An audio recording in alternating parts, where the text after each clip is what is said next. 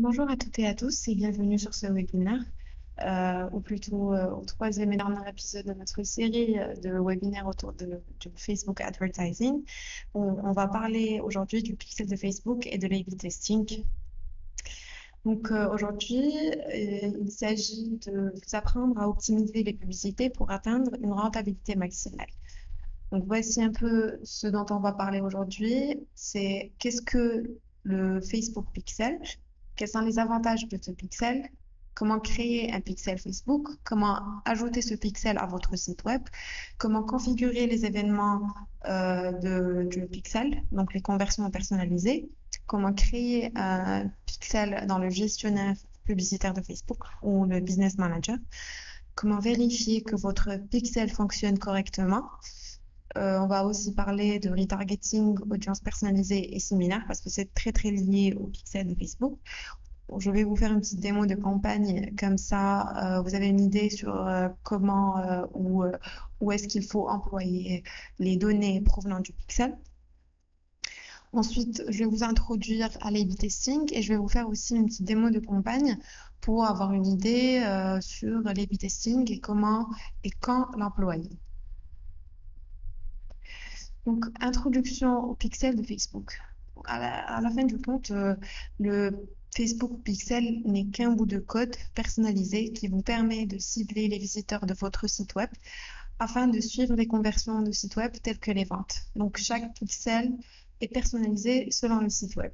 Donc, c'est quoi? C'est un outil d'analyse qui vous permet de mesurer l'efficacité de votre publicité en suivant les actions entreprises par les personnes sur votre site web. Donc, ce pixel-là vous permet de suivre de près les actions que vos visiteurs font sur votre site web. Donc, c'est un processus qui permettra à votre publicité Facebook d'être beaucoup plus efficace. Donc, quels sont les avantages du pixel? Le pixel vous montre le succès de vos campagnes publicitaires sur Facebook et vous aide à atteindre de nouveaux publics pertinents. Il vous permet de mesurer les performances de vos annonces, telles que le taux de conversion et le taux de clic. Il vous permet à enchérir pour les conversions sur Facebook, c'est-à-dire optimiser la publicité pour des conversions que vous spécifiez pour Facebook, que ce soit ajout au panier, que ce soit remplir le formulaire. Donc, c'est selon votre business, selon votre entreprise, selon vos objectifs, vous spécifiez à Facebook la conversion qui vous correspond. Ensuite, Facebook ne montrera vos annonces qu'aux internautes les plus susceptibles de convertir ou d'acheter quelque chose sur votre site web. Vous pouvez aussi configurer des campagnes de remarketing ou retargeting, c'est-à-dire relancer ou remontrer vos annonces aux personnes qui ont visité votre site web ou qui ont effectué des actions spécifiques sur votre site web. Et choisir votre public, tout comme les campagnes de remarketing dans Google Analytics. Donc, parmi les fonctions de base du pixel, on peut consulter l'analyse de la barre de recherche de votre site, suivre les actions liées au bouton, par exemple ajouter au panier, ajouter à la liste de souhaits, suivre toute personne qui commence le processus de paiement pour acheter quelque chose de votre site et par exemple abandonne. Donc vraiment, les fonctionnalités de base dépendent de ce que vous voulez suivre sur votre site web ou les actions que vous voulez suivre sur votre site web. Donc, passons à la création d'un pixel Facebook. Donc, pour créer un pixel Facebook, c'est très simple. Je vous montre ça tout de suite. Donc, on est sur le compte Démo Kawkeb. Vous allez à Gestionnaire d'événements. Dans Gestionnaire d'événements, vous allez trouver Pixel. Vous cliquez dessus. Vous allez atterrir sur cette page. Vous aurez ici Source de données. Vous restez sur Source de données. Et on a ici un petit bouton vert qui indique créer un pixel. Donc, une fois on clique sur créer un pixel, cette fenêtre s'affiche. Donc, vous pouvez donner le nom que vous voulez à votre pixel, dépendamment de ce que vous êtes en train de suivre. Donc, ça peut être pixel démo Kawkeb. Et ici, vous spécifiez le lien vers votre site web. Ici, par exemple, ça serait .com. Voilà. Donc là, cliquez sur créer et automatiquement Facebook va vous générer un pixel. Voilà. Et voilà. Ici, il va vous demander comment vous voulez configurer votre pixel. Donc, c'est tout ce qu'il faut savoir sur la création du pixel. C'est très très simple, vraiment. Donc ensuite, comment l'installer sur votre site web. Donc vous avez plusieurs options. Soit vous allez demander à un professionnel ou à un développeur de mettre à jour le code de votre site web. Soit vous allez mettre à jour le code vous-même sur votre site web. Soit vous allez le faire à l'aide d'un assistant de tag, comme par exemple Tag Manager. Donc, retournant à notre Business Manager, vous allez voir ici qu'il va vous demander de choisir une option. Donc, si vous avez un site WordPress, cliquez sur WordPress. Il va vous demander de configurer le partenaire. Si vous avez un Google Tag Manager, cliquez sur configurer le partenaire. Il va vous guider pour installer le pixel Facebook. Si vous voulez le faire vous-même, vous pouvez cliquer sur configurer manuellement et installer et copier-coller ce code vers la section head de votre site web. Donc, si vous n'avez pas d'expérience en code, si vous n'êtes pas vraiment un développeur, je vous conseille vivement de demander à un développeur de le faire pour vous. Sinon, je recommanderais aussi le Tag Manager, parce que le Tag Manager vous permet de regrouper plusieurs tags au sein même de cet outil-là, sans à devoir installer et à réinstaller à chaque fois plein de scripts sur votre site web, ce qui pourrait le ralentir éventuellement ou causer des bugs. Donc voilà. Ensuite, donc je vais vous montrer, pour les gens qui ont un Tag Manager, je vais vous montrer un peu comment vous pouvez installer le pixel Facebook. Donc, alors, je vais vous montrer rapidement comment le faire au sein de votre Tag Manager. Donc, je vais aller revoir le bout de code et je vais copier-coller le bout de code. Je vais aller au Tag Manager, cliquer sur Nouveau. Je vais donner un nom à cette balise qu'on va appeler Facebook Pixel All Pages.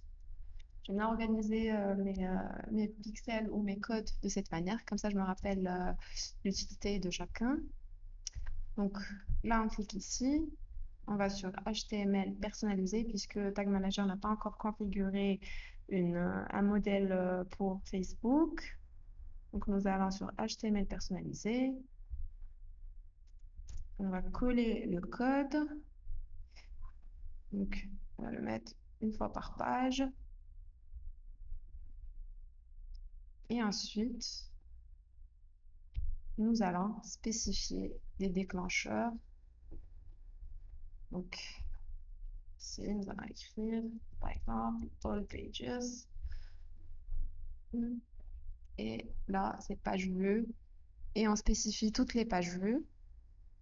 Et ensuite, on clique sur enregistrer. Donc, je ne vais pas mettre enregistrer maintenant, puisqu'on a déjà un code ou un pixel Facebook installé sur notre Tag Manager. C'était juste pour vous montrer un peu comment l'installer par vous-même au sein de votre Tag Manager. C'est très très simple. Donc voilà.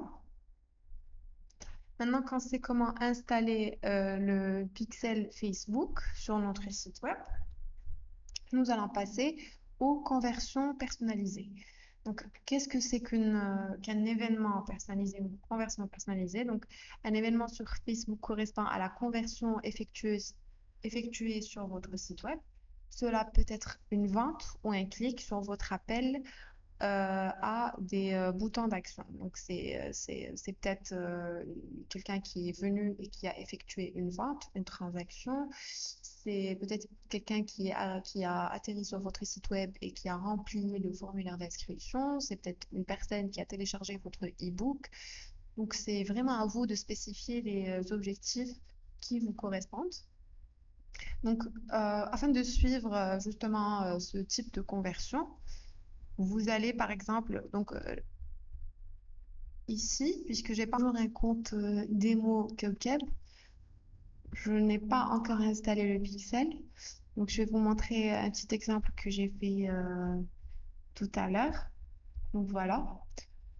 Nous avons ici, cette fenêtre va s'apparaître une fois que vous cliquez sur créer une conversion personnalisée. Vous allez voir cette fenêtre-là. Donc, dans cette fenêtre, vous allez spécifier les événements de votre site web. Donc, ici, je choisis par exemple l'URL qui contient Thank You Page. Donc, Thank You Page sur mon site web signifie que quelqu'un a rempli un formulaire. Donc, c'est exactement ce que j'ai spécifié à Facebook. Je lui ai donné comme conversion à suivre les visiteurs qui se sont inscrits et qui ont atterri sur la page Thank You Page ou la page de remerciement qui vient après l'inscription. Donc, je lui ai donné un nom. Vous pouvez vraiment la nommer comme vous voulez. Si vous avez plusieurs conversions, il est utile de bien nommer chacune d'entre elles afin de ne pas vous perdre. Ensuite, je lui ai donné une catégorie. Donc ici, c'est la catégorie que j'ai choisie, c'est l'inscription terminée. Il y a plusieurs catégories à choisir. Par exemple, on retrouve achat, on retrouve ajout au panier. Donc, il y a plein de modèles à choisir. Et ensuite, vous spécifiez une valeur si vous avez une valeur. Donc voilà. Ici, ça reprend un peu ce que j'ai dit tout à l'heure. Donc, comment vérifier que votre pixel fonctionne? Si vous regardez un peu sur mes plugins, vous allez voir que j'ai normalement un pixel helper. Donc, si vous ne trouvez pas, vous pouvez le chercher sur Facebook. Pixel helper, voilà. Donc, sur le pixel, vous allez au pixel helper, vous allez l'installer. Et il va vous dire si votre site web est bien configuré ou contient réellement le pixel. Donc, par exemple, ici, il n'y a pas de pixel, bien sûr. Mais si je vais sur...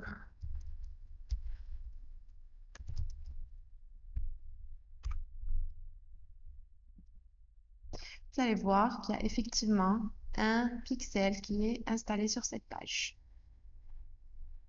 Donc voilà, c'est très très simple. Vous allez partir, enfin, vous allez chercher sur Google Facebook Pixel Helper. Vous allez l'installer autant que plugin et vous pouvez vérifier par vous-même si votre site web ou si votre pixel a bien été installé sur votre site web. Voilà. Donc passons maintenant au retargeting, audience personnalisée et similaire. Donc utiliser le pixel pour créer des audiences personnalisées. Ces audiences ne sont pas définies par la démographie ou les intérêts. Ils ont été créés à partir de personnes ayant consulté la page sur laquelle se trouve votre pixel. Donc, vous pouvez utiliser des audiences personnalisées, c'est-à-dire recibler ou ressortir une espèce de base de données que vous allez fournir à Facebook qui contient toutes les personnes qui ont été taguées suite à l'atterrissage sur votre site web grâce au pixel. Ensuite, vous pouvez utiliser ce pixel pour créer des audiences similaires à partir des audiences personnalisées.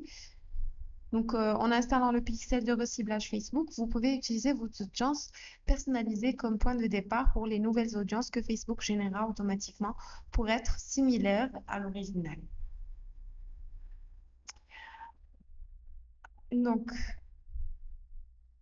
par exemple, Comme ici, je n'ai pas de pixels installés, je vais essayer de vous faire une petite démo. Donc, gestionnaire de plus. Nous allons plutôt aux audiences.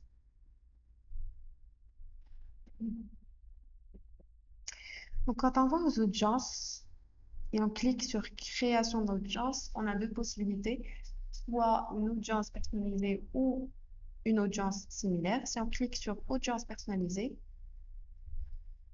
nous allons voir la possibilité de générer une audience à partir du trafic du site web.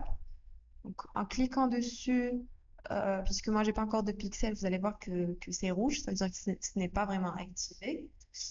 Donc, par exemple, je veux inclure tous les visiteurs du site web au cours des derniers 30 jours, ou vous pouvez spécifier 60 jours.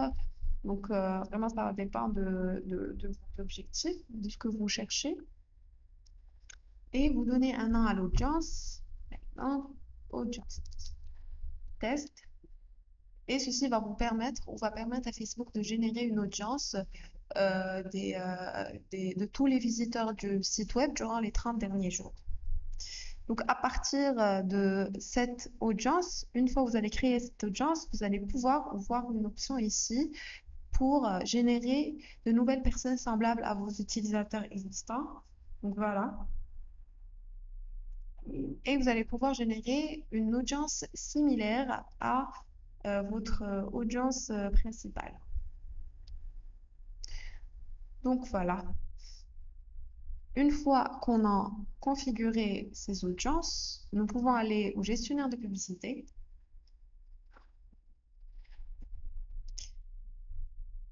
Cliquer sur notre campagne et aller vers l'ensemble de publicités. Et nous pouvons changer l'audience ici. Donc ici, nous pouvons inclure, par exemple, l'audience test ou l'audience similaire à l'audience test. Donc, en incluant l'audience test, on est en train de faire du retargeting. Donc, les choses importantes à signaler, quand vous faites du retargeting, n'oubliez pas d'exclure les personnes qui ont déjà converti, c'est-à-dire d'exclure les personnes qui ont atteint votre objectif final ou le bout de votre tunnel de conversion. Donc, voilà. Alors, passons maintenant à l'A/B testing. Donc, un test A/B test est une expérience permettant de déterminer laquelle des différentes variantes d'une expérience en ligne fonctionne mieux en présentant chaque version aux utilisateurs de manière aléatoire et en analysant les résultats. Donc, le A/B testing démontre l'efficacité des modifications potentielles en permettant des décisions basées sur des données et en garantissant des impacts positifs. Donc, ça veut dire quoi? Ça veut dire qu'on est en train de confronter deux variables pour voir laquelle fonctionne le mieux et éventuellement nous permettre de faire une décision basée bien sûr sur de la data et sur des données réelles. Donc, par exemple, si on confronte deux visuels d'une publicité avec un bouton ou une couleur de bouton différente, ceci va constituer la variable que l'on va tester, donc la couleur du bouton. Si, par exemple, la couleur rouge fonctionne mieux que la couleur jaune, on pourrait arrêter le visuel qui contient, ou la publicité qui contient le bouton jaune en faveur du bouton rouge, et on pourrait injecter plus de budget là-dessus ou créer des sous-variations de cette même variation. Donc, je vous montre des exemples. Alors ici, par exemple, on va essayer de créer une nouvelle campagne qu'on va appeler Kahoot Démo Test Webinar. Donc, nous allons optimiser pour du trafic ou des conversions. Donc, pour optimiser pour des conversions, il va falloir installer le pixel sur votre site web, chose que je n'ai pas fait avec ce compte publicitaire puisque nous avons déjà un code ou un pixel Facebook installé sur le compte principal. Donc ici, on coche test par répartition. Donc ça, c'est une option. C'est soit vous pouvez le faire à partir de là, mais moi, j'aime bien le faire directement et à partir des publicités. Donc ici, on va faire retargeting et targeting add one. Donc, enregistrer le brouillon. Voilà. Ensuite, nous allons passer au sous-ensemble publicitaire. Donc, ici, nous allons spécifier l'audience. Donc, comme j'ai pas de pixels, normalement, la conversion va être spécifiée ici. Donc, voici quelques types de conversion. Achat, lancement de période d'essai, recherche de lieu, ajout d'infos de paiement, terminal d'inscription, etc., etc. Donc, à vous de choisir la conversion qui vous correspond. Donc, voilà, on est sur le site web.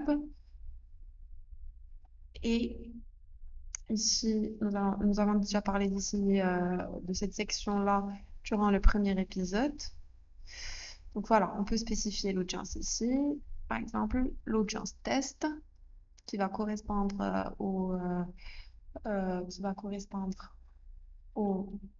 retargeting qu'on veut effectuer. Donc, l'A/B testing peut aussi s'effectuer sur plusieurs audiences. Donc, vous pouvez par exemple créer, plutôt, je vais dupliquer une campagne existante. Voilà, je vais dupliquer. Et je vais choisir une autre audience que je vais confronter à mon audience de retargeting. Par exemple, je vais choisir, au lieu de l'audience personnalisée, je vais choisir une audience lookalike ou audience similaire. D'accord? Donc, si on retourne vers la section de retargeting, nous allons voir ici, Ad set. Voici les publicités. Donc, ici, nous pouvons sélectionner une image. Par exemple, je vais reprendre les visuels pour la promotion de ce webinaire. Donc, j'en ai plusieurs. Donc, si je prends cette image-là, vous allez voir, donc remarquer que j'ai un bouton en vert où il est écrit réserver ma place. Je peux confronter ça à une autre pub, mais cette fois-ci, je vais reprendre la même ou le même visuel, mais avec un autre bouton Call to Action qui est plutôt s'inscrire. Donc, quand je vais lancer la publicité, Facebook va automatiquement optimiser mon budget pour la variation qui fonctionne le mieux. Donc, une fois je détecte une variation qui marche le mieux, je pourrais soit augmenter le budget dessus, soit créer des sous-variations dessus. Donc, ou éteindre celle qui marche le moins. Donc ça, c'est un peu le principe de l'A/B testing. Chose qu'on peut aussi faire sur l'audience, comme j'ai précisé tout à l'heure. Donc vous pouvez vraiment créer plusieurs audiences allant du général au précis ou du précis au général.